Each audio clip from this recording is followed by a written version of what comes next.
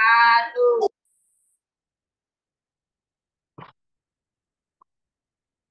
Alhamdulillah, alhamdulillah alamin.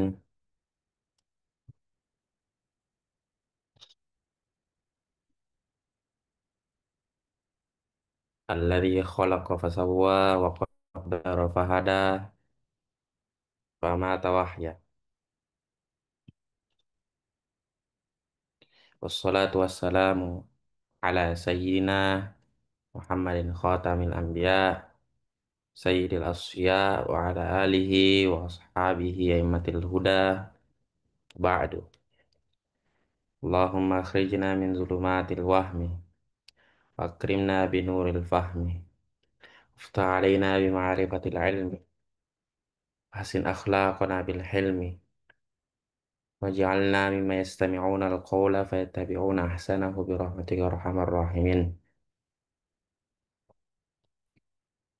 إن شاء الله في هذه الليلة سنواصل تعليمنا ودراستنا فما زلنا في ماذا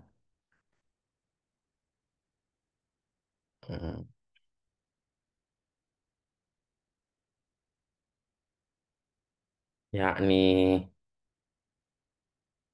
موانع الإرث يعني الموانع الإرث الثلاثة penghalang pencegah mendapatkan harta warisan yang tiga.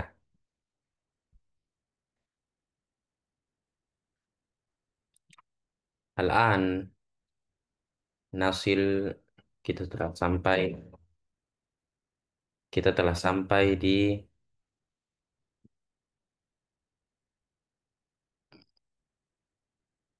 poin yang ketiga, ya. Mungkin sampai situ.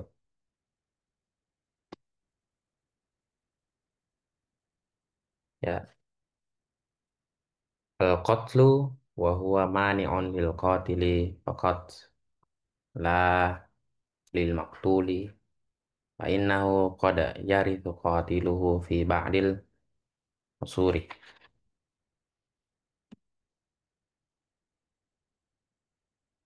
Pencegah, ya. Jadi yang mencegah seseorang mendapatkan harta warisan itu yang ketiga adalah pembunuhan.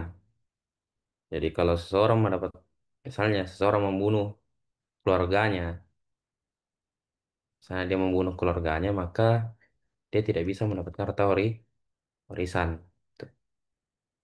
Tetapi, apakah yang dimaksud sini adalah pembunuhan yang bukan dari keluarganya begitu? Misalnya dia adalah seorang pembunuh, tapi dia tidak membunuh keluarganya. Dia membunuh di luar keluarganya. Apakah itu juga termasuk pencegah dia mendapat harta warisan? Nah, maka di sini tidak berlaku. Maka yang dimaksud dengan yang mencegah seseorang mendapat harta warisan itu adalah pembunuhan terhadap keluarganya sendiri yang merupakan orang yang akan mewarisi hartanya gitu. Nah, itu harus diperhatikan. Dan sampai eh, kita memberikan definisi bahwa eh, memberikan harta warisan itu, ya, dicegah mendapatkan harta warisan karena pembunuhan terhadap di luar keluarga gitu. Artinya misalnya seorang pembunuh, misalnya dia memang merupakan bagian dari keluarganya, ya. Misalnya saya punya keluarga,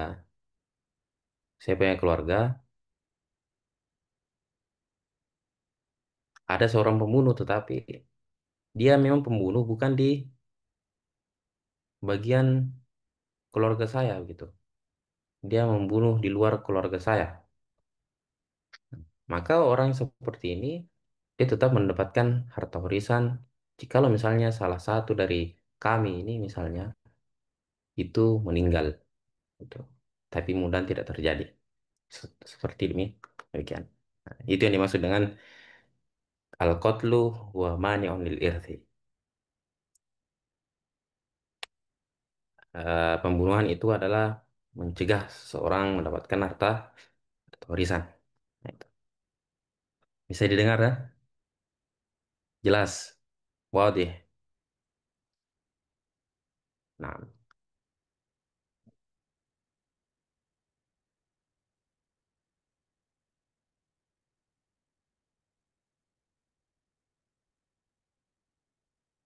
nah,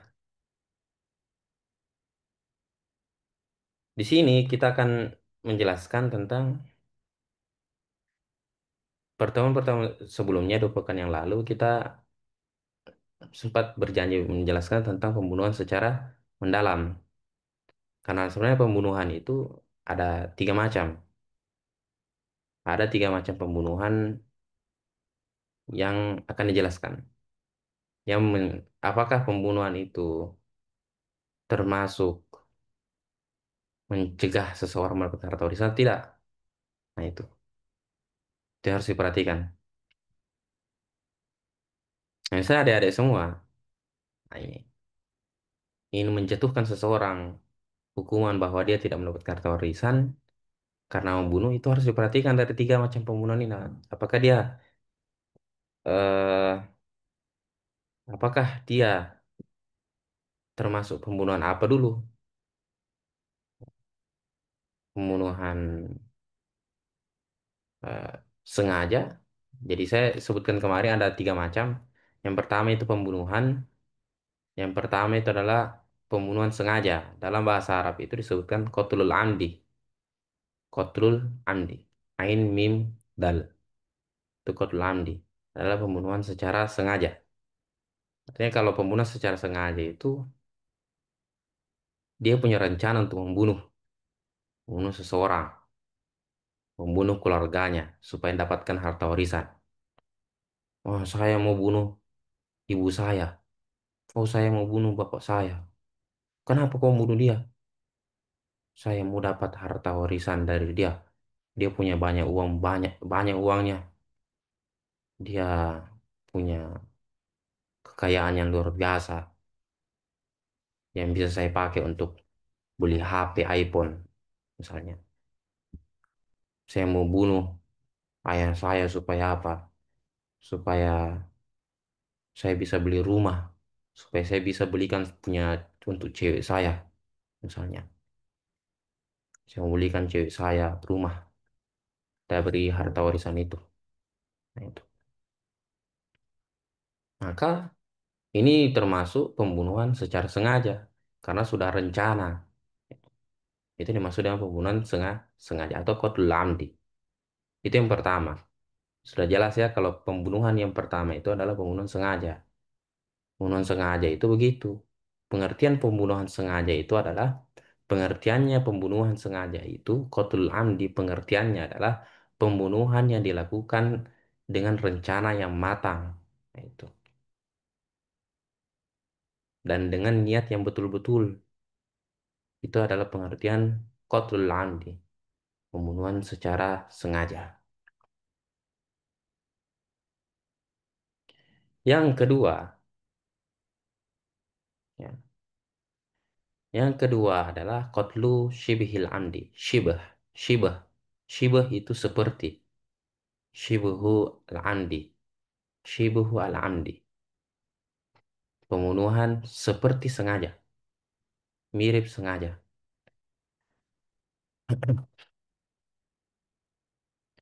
Pembunuhan mirip sengaja. Apa itu pembunuhan mirip sengaja? Nah, contoh pembunuhan mirip sengaja itu saya berikan contoh dulu, nanti sebentar kita kita berikan pengertiannya dari contoh itu. Apa yang dimaksud dengan pembunuhan seperti sengaja? Contohnya bagaimana? Pembunuhan seperti sengaja itu seperti begini, ya. Misalnya seseorang di dalam hutan, misalnya, seseorang di dalam hutan, ya,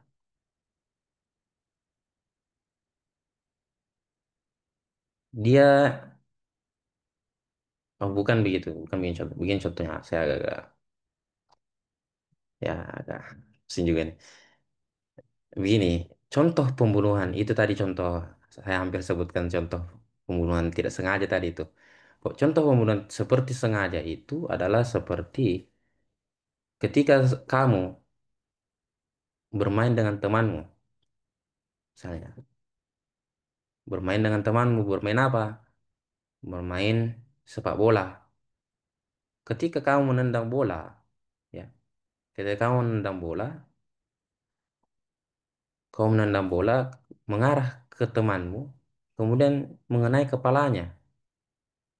Itu kan tidak, ya, artinya itu kan istilahnya itu seseorang main bola itu kan ada istilahnya memukul dengan kepala, membalas dengan kepalanya itu bolanya ya. Nah itu. Maka ketika mengenai kepalanya teman kamu itu, misalnya teman kamu kamu melempar bola dalam permainan sepak bola, futsal, mengenai kepala temanmu, ya, kamu mengarahkan kepada kepala temanmu, kemudian ketika dia menyudul bola tersebut, dia meninggal, ya, itu kan kamu tidak sengaja, tetapi diistilahkan seperti sengaja, karena memang kamu sengaja memang mengarah ke kepalanya, tapi tidak sengaja membunuhnya. Nah itu yang disebut dengan pembunuhan seperti sengaja atau syibul amdi. Bisa dibayangkan pengertiannya itu pembunuhan syibul amdi. Jadi jadi contohnya tadi, kamu bermain bola, kamu mengarahkan kepada kepala temanmu supaya dia menyundul bola tersebut dengan kepalanya, tapi tanpa sengaja dia meninggal setelah menyundul bola tersebut. Artinya kamu sengaja mengarahkan kepalanya, tetapi tidak sengaja membunuhnya. Tidak ada maksud membunuhnya. Itu yang dimaksud dengan syibul amdi. Bisa dipahami? Ya, itu. Jadi makan qatlu syibil amdi. Jadi pengertian qatlu syibil amdi, pembunuhan seperti sengaja itu adalah kita melakukan sesuatu terhadap seseorang dengan tujuan tertentu tetapi tidak sengaja membunuhnya dengan tujuan itu. Jadi pembunuhan seperti tidak sengaja seperti sengaja adalah, ya, kita membunuh seseorang, kita melakukan sesuatu terhadap seseorang tetapi tidak sengaja membunuhnya dengan sesuatu tersebut dan tidak ada niatan membunuhnya dengan sesuatu itu. Nah, itu yang dimaksud dengan pembunuhan seperti sengaja. Banyak contoh sebenarnya begini. Misalnya terjadi kasus di pesantren itu kita lihat, ya, banyak beberapa kasus memang kita dapatkan, ya, kita lihat beberapa teman, beberapa santri-santri itu begitu ya. Dia begitu modelnya, bermain dengan temannya, bermain-bermain saja. Sekedar bermain, main-main, main lompat-lompat sana sini, kejar-kejaran. Secara tidak sengaja dia telah melukai temannya, akhirnya meninggal. Apakah itu dimaksud dengan pembunuhan sengaja? Bukan pembunuhan sengaja. Itu adalah pembunuhan seperti seperti sengaja. Niatnya kejar-kejaran, main petak umpet, tetapi ujung-ujungnya malah meninggal. Ini harus diperhatikan. Itu dimaksud dengan pembunuhan seperti sengaja. Kemudian, ya, yang ketiga, pembunuhan seperti sengaja. Pembunuhan tidak sengaja. Itu disebut dengan eh qatlul khoto, pembunuhan tidak sengaja. Qatlul khoto, qatlu al khoto. Khoto itu salah. Berarti pembunuhan yang salah. Artinya pembunuhan tidak sengaja. Begitu.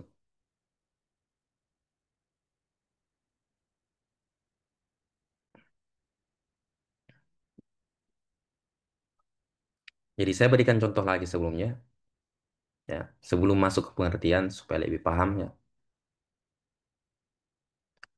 Jadi, bagaimana contoh pembunuhan tidak sengaja? Pembunuhan tidak sengaja itu, ya, yang dicontohkan, salah satu contohnya itu adalah ketika kalian berada di tengah hutan atau di hutan. Kalian sedang memburu hewan buruan, ya, atau hewan yang kalian ingin cari, misalnya rusa, ya, atau ayam hutan. Kalian pakai panahan.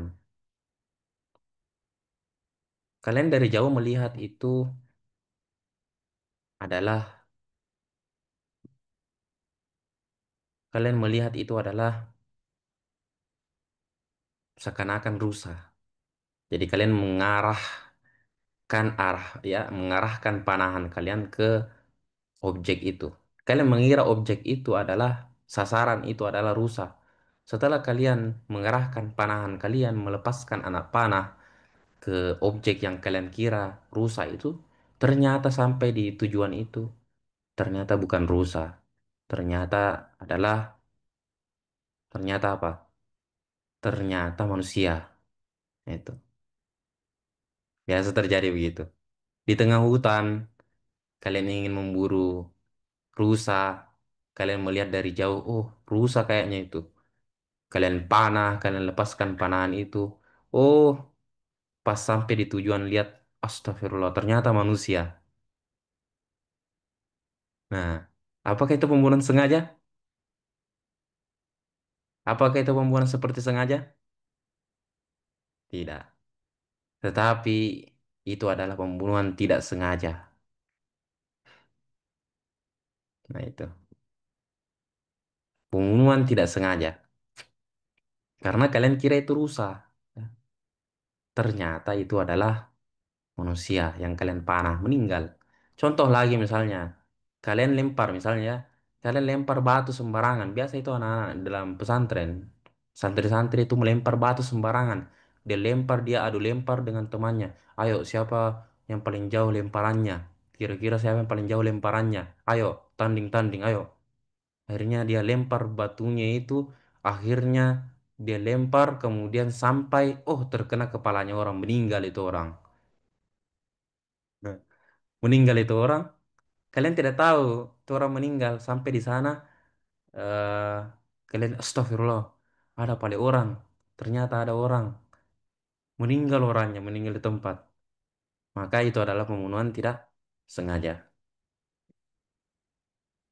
Di dalam di dalam mazhab Syafi'i, ya, di dalam mazhab Syafi'i, ya, di dalam mazhab Syafi'i, ketiga macam pembunuhan ini semuanya merupakan pencegah seseorang mendapatkan harta warisan. Jadi tidak ada tanpa terkecuali di dalam mazhab Syafi'i.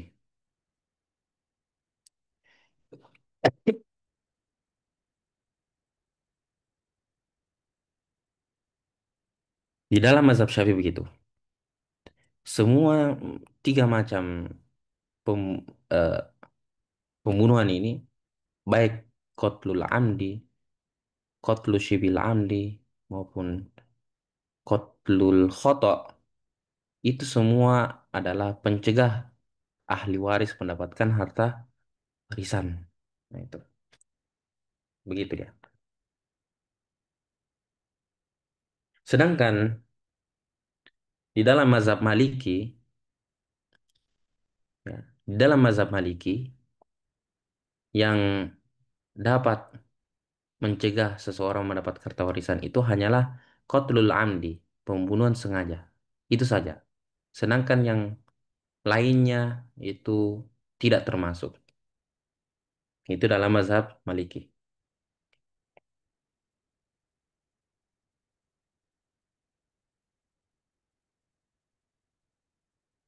Nah, bagaimana dengan mazhab Hanafi? Mazhab Hanafi sama dengan mazhab Syafi'i.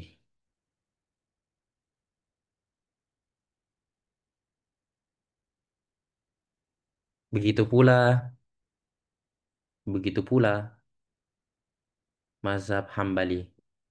Mazhab Hambali atau Hanabila itu sama dengan mazhab Syafi'i dan Hanafi. Beda dengan mazhab Maliki. Kalau mazhab Maliki itu hanya qatlul amdi, pembunuhan sengaja yang mencegah seseorang mendapat harta atau warisan.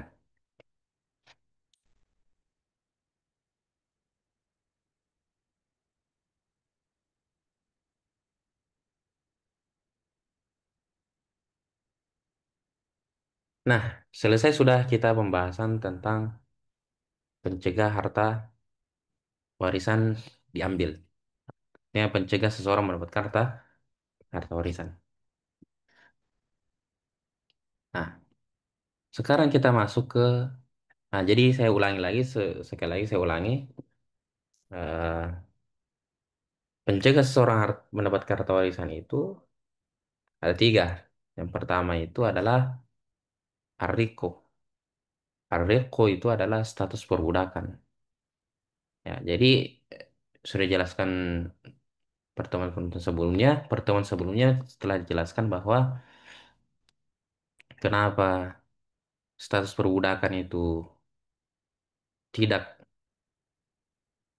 eh, apa ya, artinya mencegah seseorang mendapatkan harta warisan karena dia lemah dari dua sisi.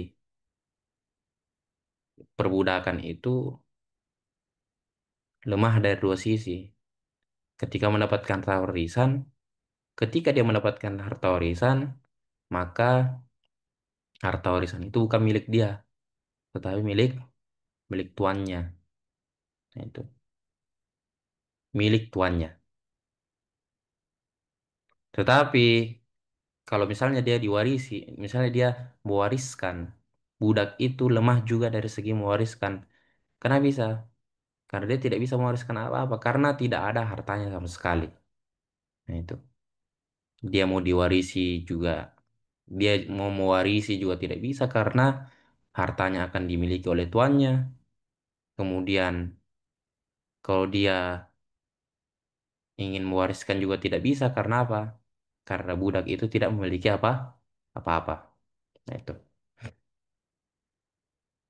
Yang jadi permasalahan di sini, yang jadi logika kita saat ini, mungkin ada mungkin bisa berpikir bahwa kenapa tidak sekalian dia mewarisi hartanya, kemudian diambil oleh tuannya, kan nggak apa-apa gitu.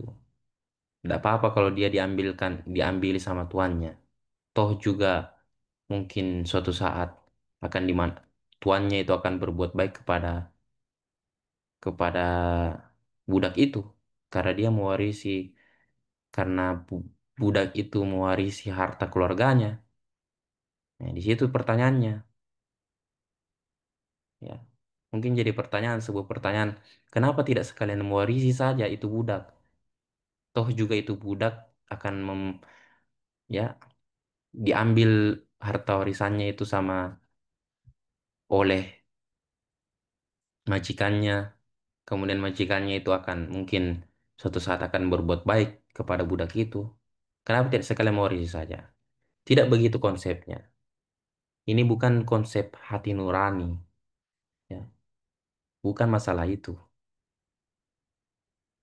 Kita tidak kita tidak tahu suatu saat bagaimana, atau kita tidak tahu bagaimana itu majikan, majikan, ya. Kita tidak tahu bagaimana itu model-modelnya majikan. Mungkin kita sempat berpikir bahwa ya begitu, mungkin suatu saat majikannya akan berbuat baik kepada budaknya. Tidak, tidak semua majikan begitu. Bahkan kalau kita melihat dari sebuah sejarah, ya, majikan itu lebih dikenal galak, ya. Majikan itu dikenal galak. Yang namanya majikan, kalau kita dengar kata majikan itu seakan-akan dalam otak kita itu pikiran kita pasti dikenal dengan orang yang tegas, jahat, orang yang menindas. Nah, itu. Sedangkan kalau kita dengar kata budak, yang namanya budak berarti orang yang terhina. Berarti kalau orang terhina itu apa? Bagaimana? Berarti dia orang yang tersiksa. Itulah budak. Maka tidak bisa dipakai analogi begitu. Tidak bisa kita menggunakan hati kita seakan-akan kita peduli dengan budak. Karena memang budak begitu. Sudah memang dari sana tersiksa memang. Nah, itu. Nah, yang kedua itu adalah perbedaan, ya, perbedaan agama.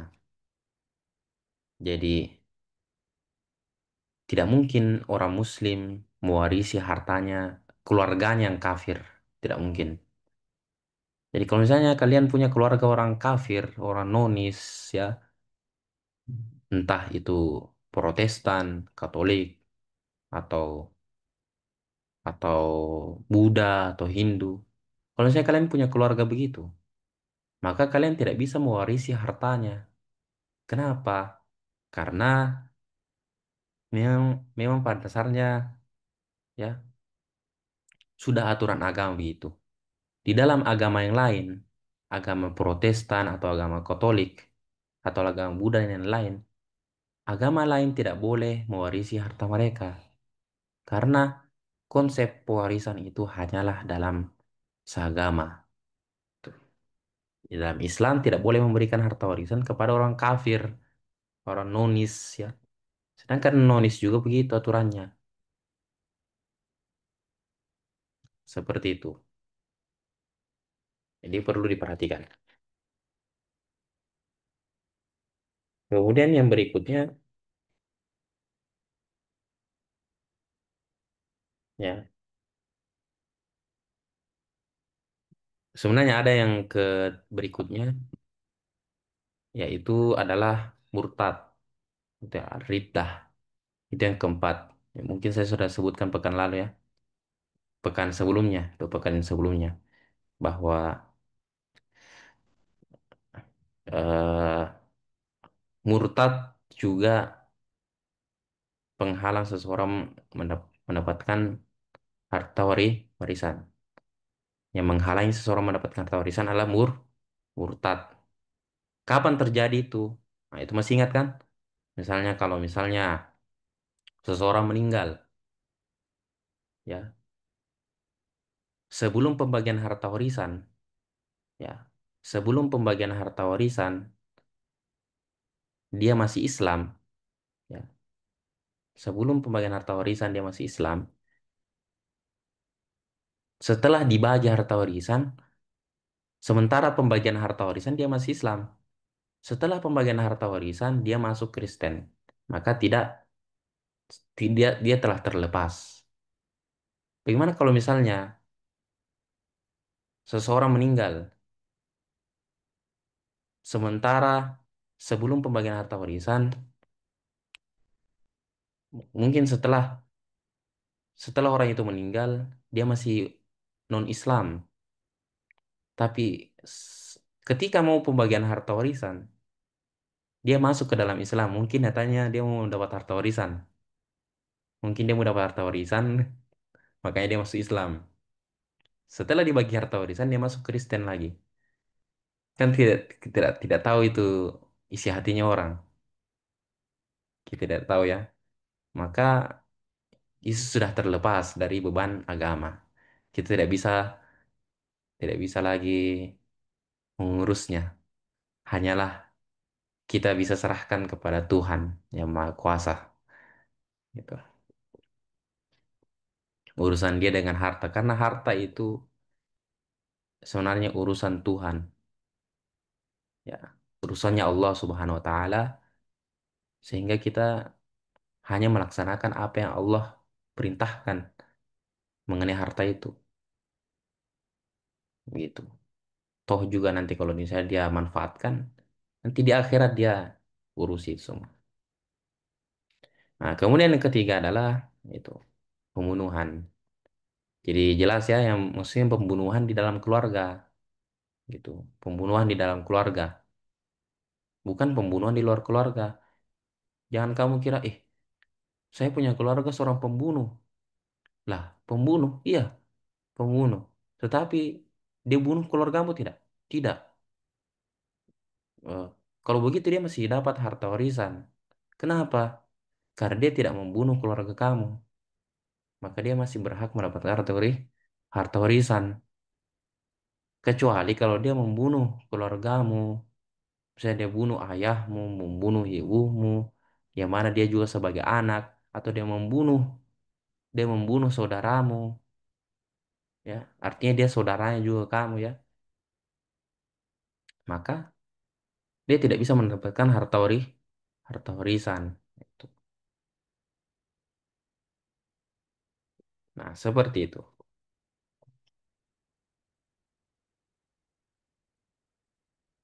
Bisa dipahami. Jadi, kenapa ulama empat mazhab ini berbeda pendapat?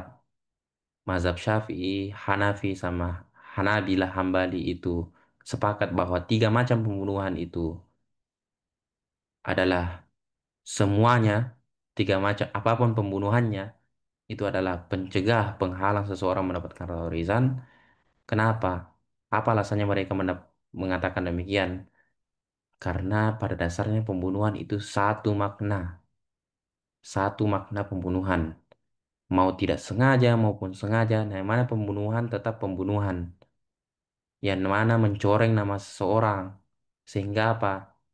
Sehingga mencegah seseorang mendapatkan harta warisan. Nah, itu. Adapun Imam Malik, mazhab Malikiyah itu berpendapat, kenapa berpendapat bahwa membunuh secara sengaja saja yang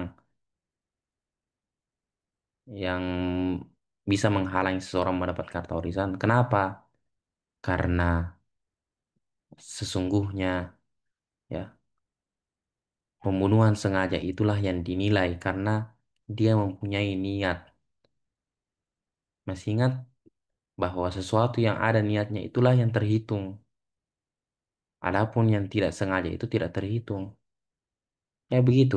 Pada dasarnya kan sesuatu yang dilakukan secara tidak sengaja itu tidak dibebani apapun. Ya, membunuh membunuh tidak sengaja, maka tidak dibebani apapun. Nah itu. Karena tidak sengaja seperti itu. Makanya pembunuhan sengaja itu dikategorikan sebagai penghalang mendapatkan harta warisan menurut mazhab Maliki.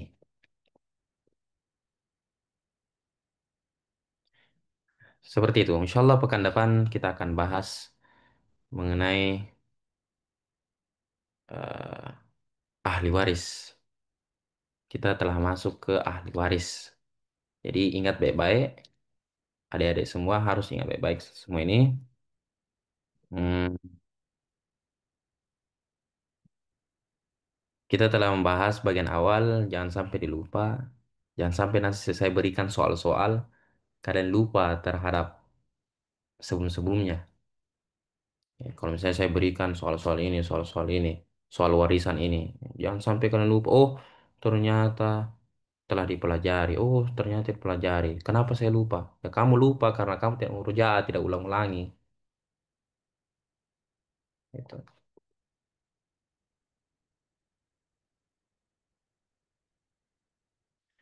Ya, insya Allah. Insya Allah kita akan lanjut pada pertemuan berikutnya. Mungkin saya berhalangan hadir secara offline karena saya kurang fit sebenarnya keluar-keluar. Lagi musimnya memang musim kurang sehat. Tiba-tiba hujan, tiba-tiba panas ya. Biasanya bikin sakit gitu. Jadi kurang fit rasanya. Insya Allah pekan depan kita akan bertemu secara offline.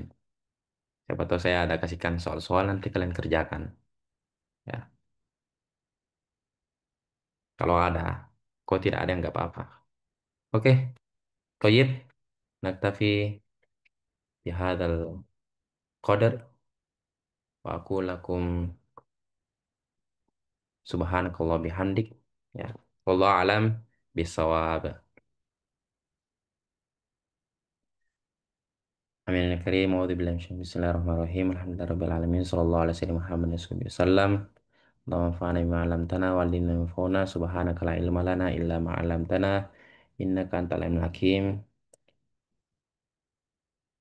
اللهم انفعنا بما سمعنا، اللهم انفعنا بما علمتنا، اللهم انفعنا بما علمنا يا رب العالمين.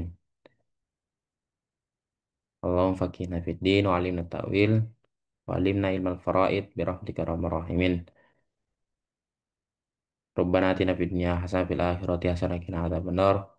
سبحانك اللهم بحمدك نشهد أن لا إله إلا أنت نستغفرك ونتوب إليك. صلى الله على الحمد لله رب العالمين. السلام عليكم ورحمة الله وبركاته.